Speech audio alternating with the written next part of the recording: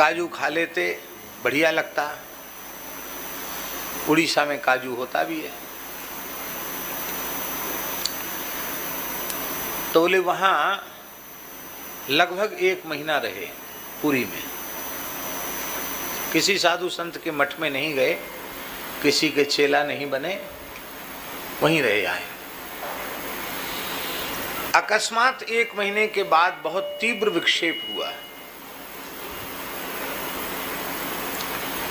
भजन में बिल्कुल मन नहीं लगा, राम नाम बंद जैसा हो गया। अब हम विकल हो गए, जैसे ही भजन छूटा कि व्याकुलता बढ़ी।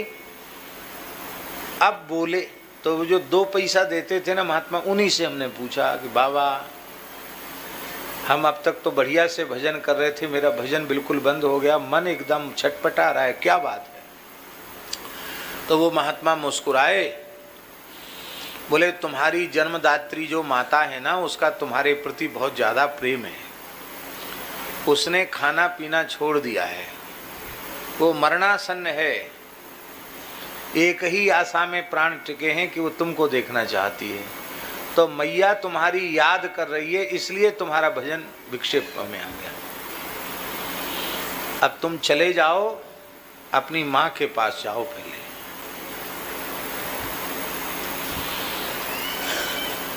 महात्मा ने कहा और हम लौट के गांव आ गए। तो मैया तो खटिया पर पड़ गई थी एकदम। मैया को बड़ी प्रसन्नता हुई, रोने लग गई। और रोने क्या लगी, धीरे धीरे मैया ठीक होने लगी। उसने भोजन भी शुरू कर दिया, अब तो ठीक हो गई मैया, चलने फिरने लगी।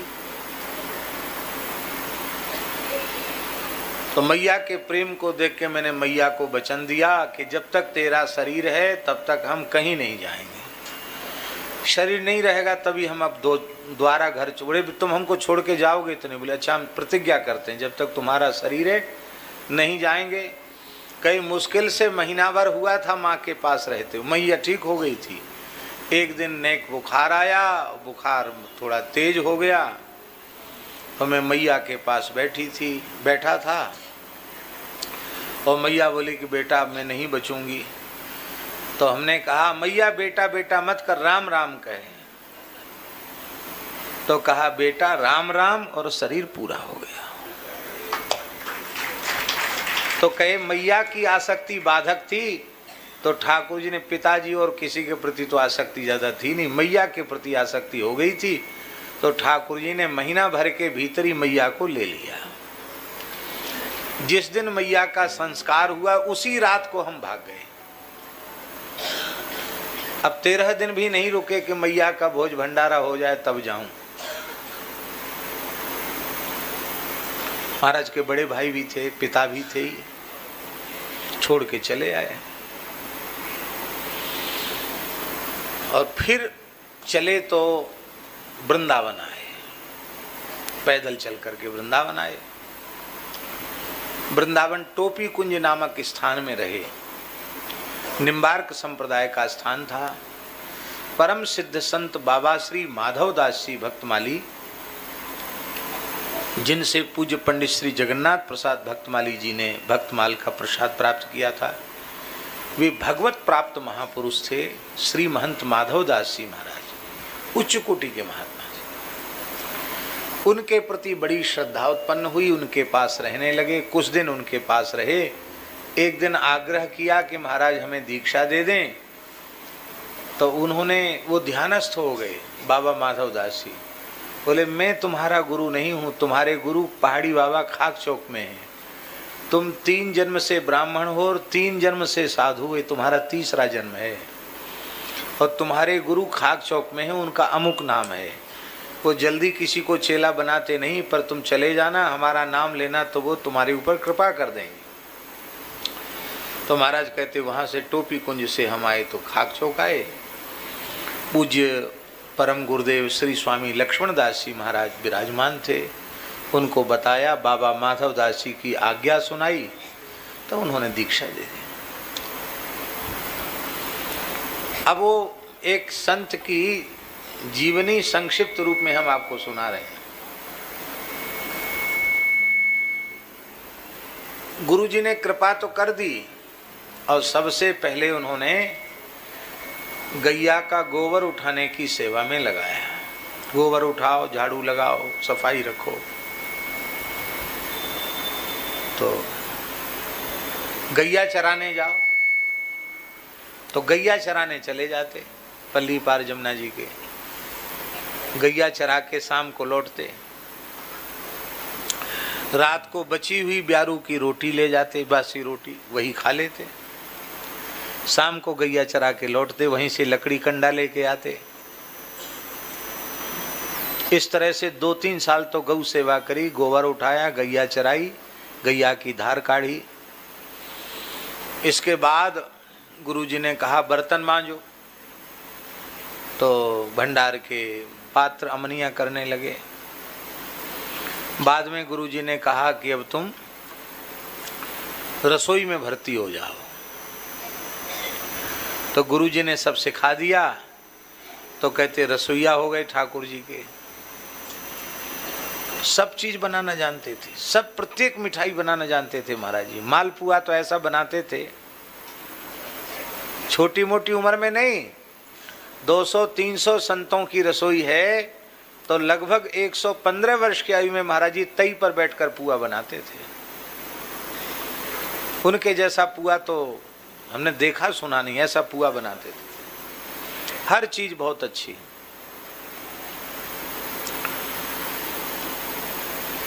तो रसोई में रहे। बाद में गुरु महाराज ने कहा कि अब तुम पुजारी हो जाओ, तो मंदिर में पुजारी बना दिया। तो कई बार विनोद में कहते थे महाराज जी, बच्चा हम पढ़े लिखे नहीं हैं, पहली क्लास है, गैया का गोबर उठाओ, गैया चराओ, ये हमारी पहली कक्षा थी।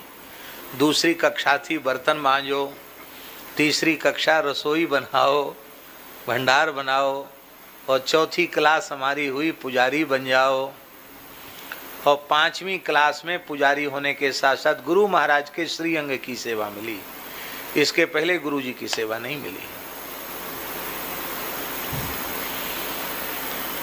इस तरह से गुरु महाराज के पास रहते रहते लगभग 20-25 वर्ष हो गया, लगातार अखंड रहते हुए।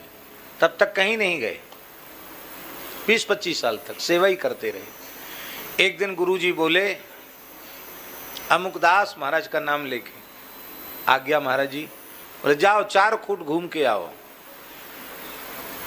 अभी बोले तुम देशकाली साधु नहीं बने हो, घूम फिर के आओ तब साधु बनोगे। जाओ घूम फिर के आओ। और घूम फिरने में नियम क्या दिया? 2 रात्रि से अधिक कहीं निवास करना नहीं, वाहन पर चढ़ना नहीं, द्रव्य का स्पर्श करना नहीं, धन और स्त्री के स्पर्श से अपने को बचाते हुए वाहन पर चढ़ना नहीं है, पैदल विचरना है। और विचरने में महात्माओं का संग करना है। ये नहीं कहा केवल तीर्थ यात्रा करनी है, क्या महात्माओं का संग करना है। घूम के आओ। खाना क्या है? बोले किसी के हाथ का छुआ नहीं खाना है, भूखे रह जाओ चाहे। कोई कहता तो आटा ले लो और धूनी का 1 टिक्कड़ बनाओ, 24 घंटे में 1 टिक्कड़ खाओ और भजन करो। एकादशी जल पी के रहो और नहीं तो निर्जल रहो। ये नियम दिया। कहते इस नियम को धारण करके 21 वर्ष तक हम घूमे। कितने वर्ष तक? कहां तक घूमे? कहते अफगानिस्तान तक पैदल गए, बर्मा तिब्बत तक पैदल गए। भारत का विभाजन तो था ही नहीं। पूरे देश की संस्कृति, कहां कहां तीर्थ हैं, कहां संतों के स्थान हैं, कहां के लोगों के कैसे संस्कार हैं, सब उनको सब याद था। और फिर इसके बाद गुरु महाराज के पास आए, बाद में फिर स्थान में विराजे, खाक चौक के महंत हुए। इतना सब करने के बाद सन 1932 में वे खाक चौक के महंत पद पर विराजमान। कब? सन 1932 में। इसके पहले 20-21 वर्ष गुरु महाराज के पास रह लिए, 20-21 वर्ष घूम लिए, तब स्थान में महंत पद पर बैठे। और 1932 में महंत पद पर बैठे और 2003 तक विराजे। कितने वर्ष विराजे हैं? 69 वर्ष हैं? 71 वर्ष तक महंत पद पर वो विराजे। हम लोग तो अनुमान ही अनुमान लगाते थे, पर सब अनुमान यही सिद्ध होते थे कि वो कम से कम 125 से 130 वर्ष की आयु के तो जरूर होंगे। एक नमूना हम आपको बताते हैं। हम उनके चरणों में 1985 में गए। कब? 1985 में। तो किसी ने पूछा महाराज जी आपकी उम्र, तो बोले 90 के ऊपर। क्या कहा? 90 के ऊपर। और 1995 में जब उन्होंने हमको वहाँ का महंत पद पर अभिषिक्त कर दिया, तो फिर एक दिन हमने फिर पूछी, महाराज जी लोग बार बार पूछते हैं आपकी उम्र क्या है? अरे बोले बच्चा उम्र बता के कोई पुजाना है क्या? फिर मगर लोग जानना चाहते हैं। अरे बोले वही 90 के ऊपर। तो हमने कहा महाराज जी हमको खूब पक्का याद है 85 में भी आप 90 के ऊपर थे और 95 में भी 90 के ऊपर हैं, तो 90 के ऊपर कब तक रहेंगे? तो हंसने लगे। और भगवत धाम जाने के पहले लोगों ने बहुत समझाया, तब कहते हाँ 100 के आसपास होंगे, ऐसे बोलते थे, ये नहीं बताते थे। कहते कुछ ऊपर या कुछ नीचे, भगवान जाने।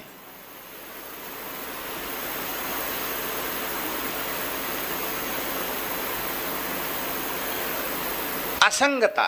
तो महाराज जी इस बात को बताते थे कि साधुओं को विचरण की आज्ञा गुरुजन इसलिए देते थे, गायन बिलज्जो विचरेत, विचरण करे, ये विधि है, विधिलिंग। विचरेत, साधक विचरण करे। क्यों? बोले एक जगह रहने में साधन भले ही ठीक बनता हो, पर कई बार ऐसा होता है कि आसक्ति हो जाती है। अरे महाराज जी कहाँ तक कहें, इतनी आसक्ति हो जाती है कि यदि बाबा जी की चौकी बदल जाए तो वो नाराज होकर आसन उठा के चले जाते हैं। कमरा नहीं, कमरा तो पूरे संतों में कमरा में रहते ही नहीं थे, सब खुले में रहते थे संत निवास में। और एक चौकी से दूसरी चौकी बदल गई तो इतने में ही वो रुष्ट होके आसन बांध के चले जाते। अब चौकी में आसक्ति होगी, नहीं यही तखत पे हम रहेंगे, दूसरे पे हम नहीं रहेंगे। इसलिए गोस्वामी जी ने कहा, सम्मान निरादर आदर ही सब संत सुखी विचरंती मही। बहता पानी निर्मला और रुके सो गंदला होए, साधु तो रमता भला। साधु रमण करता है, विचरण करता है। इसलिए आजकल का विचरण नहीं, आजकल तो बढ़िया गाड़ी में सब रुपया पैसा लेके भोज भंडारे में, वैसे घूमना नहीं। घूमना हो तो जैसे पूज्य गुरुदेव घूमे, तपस्या पूर्वक घूमे, एक से एक महान सिद्धों का उन्हें दर्शन हुआ, इस तरह से घूमना। विचरेत, विचरण का प्रयोजन क्या है? महात्माओं का संग, यही विचरण का प्रयोजन।